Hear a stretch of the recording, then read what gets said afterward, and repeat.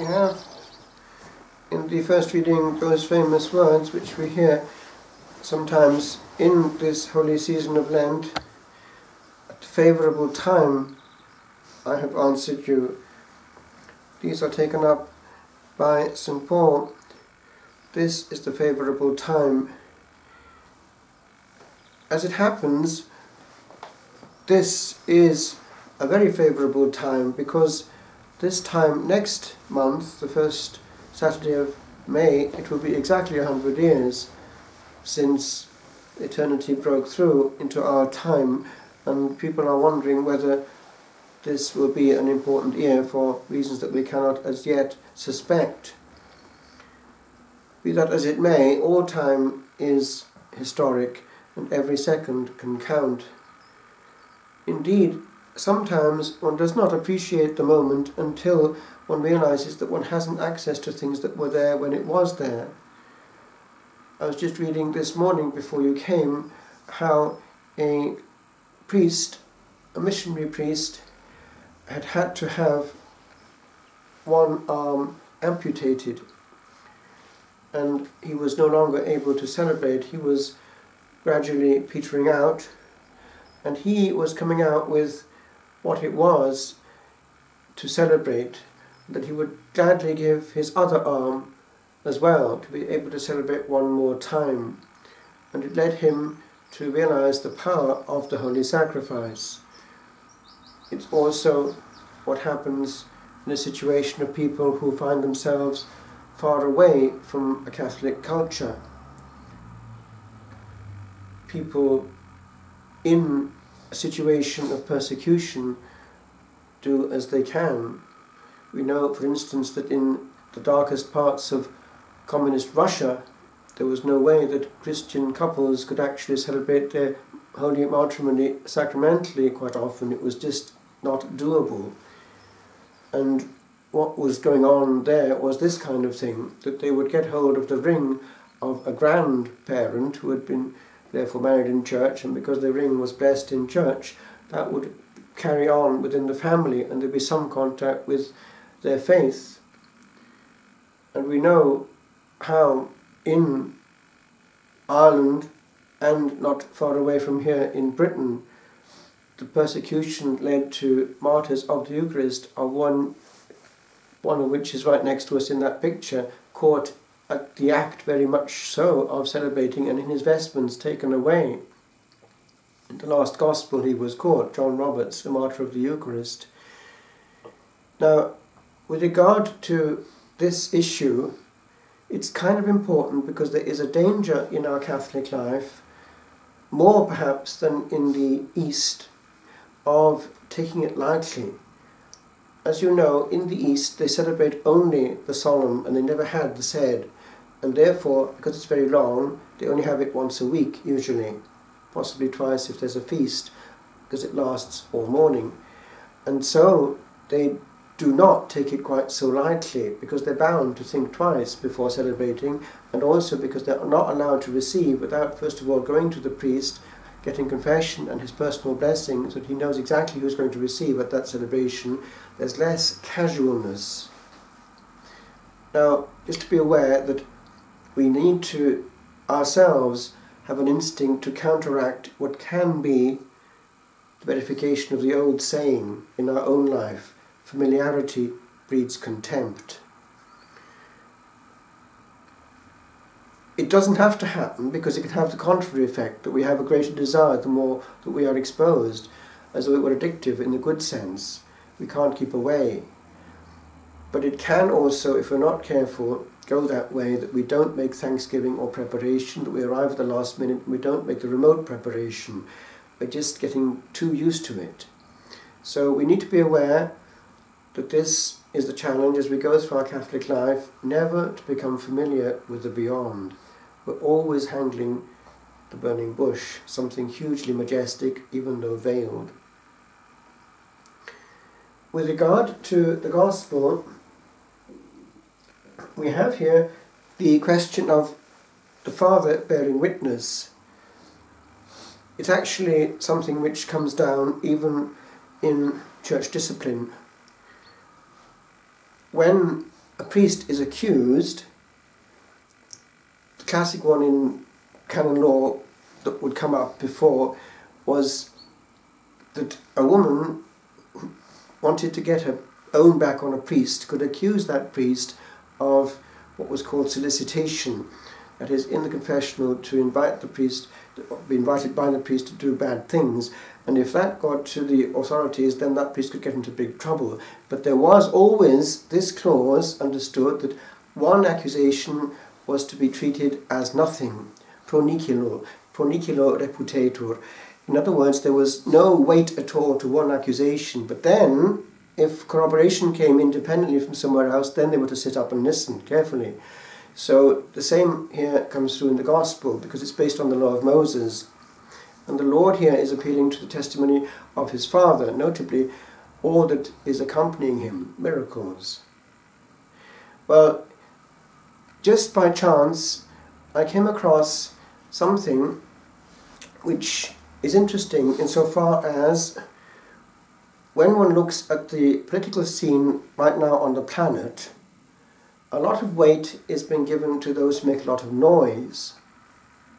But actually, if one looks at what they're defending, God the Father is not actually doing anything of the sort to corroborate their faith. I'm referring to the way in which the Islamic bloc is having a huge amount of influence because of their numbers and actual violence. Now, Christians before that seem to be fairly demure and passive. They take advantage of that, of course.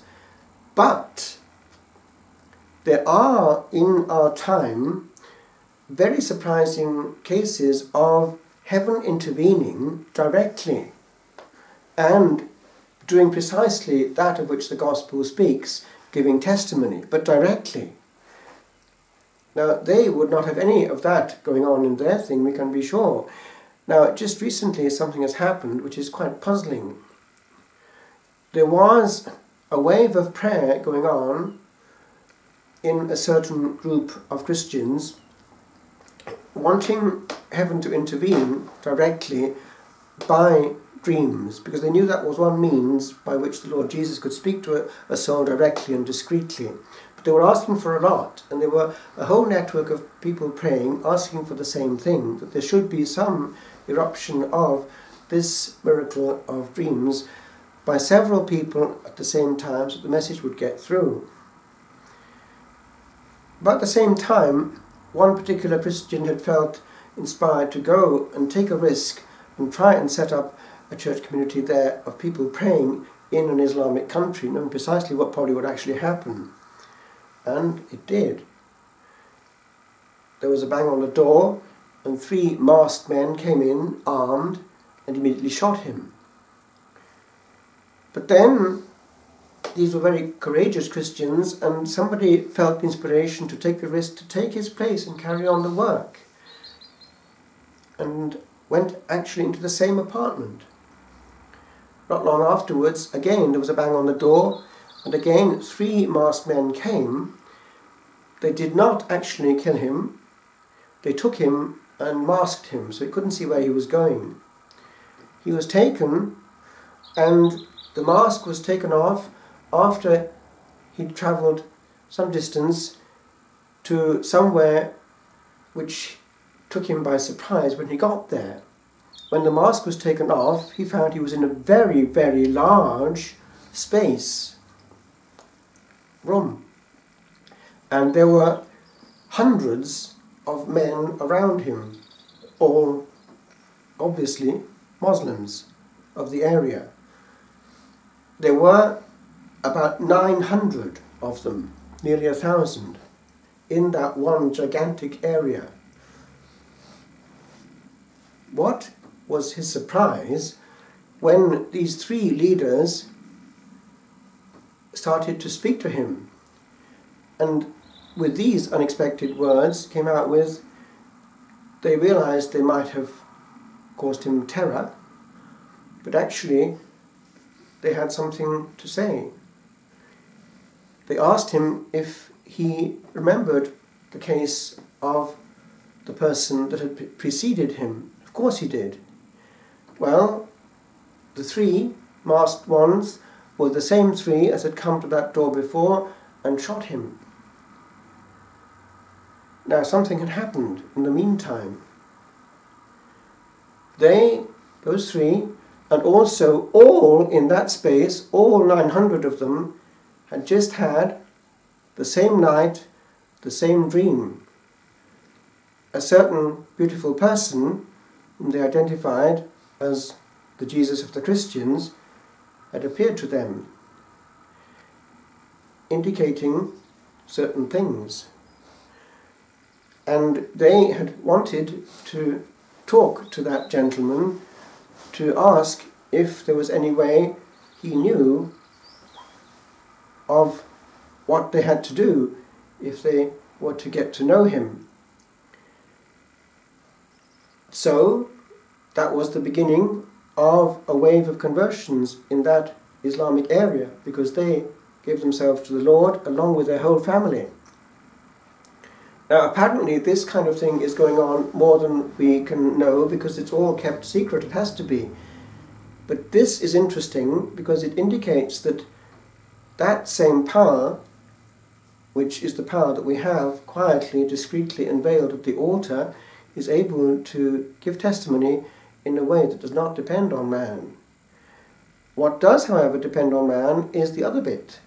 We noticed that there was an intensity of prayer there by many Christians praying the same thing at the same time. This bit is what we need. So when we celebrate, we need that same intensity of awareness and avoiding precisely that automatic pilot mode which goes into familiarity. So not contempt, but awesomeness before the burning bush.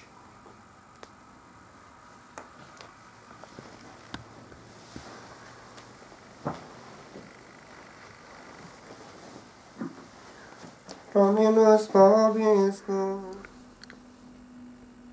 Child of all land, the chaste Father of the throne, dost thou this night recall to whom belong these parts of us that once to heaven were wed, these silent choirs where once thy feet did tread?